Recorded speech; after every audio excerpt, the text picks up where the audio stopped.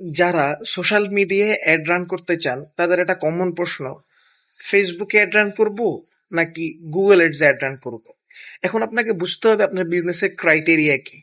যদি আপনার বিজনেস এমন হয় যে মানুষ গুগলে সার্চ দিলে আপনার বিজনেসটা পপ আপ হওয়া দরকার, অর্থাৎ যদি আপনার একটা এক্সিস্টিং শোরুম থাকে, ধরুন আপনার একটা সেলুন আছে, সেই ক্ষেত্রে মানুষ যখন সার্চ করবে সেলুন নিয়ার মি, তখন আপনার অ্যাডটা গুগল অ্যাডসে রান করা দরকার।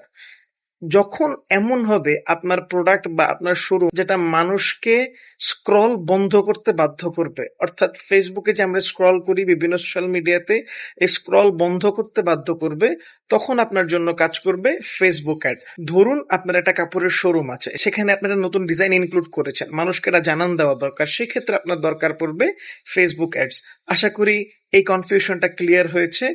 এরকম আরো টিপস জানতে আমাদের সাথে সংযুক্ত থাকুন। ইনশাল্লাহ দেখা হবে। ধন্যবাদ।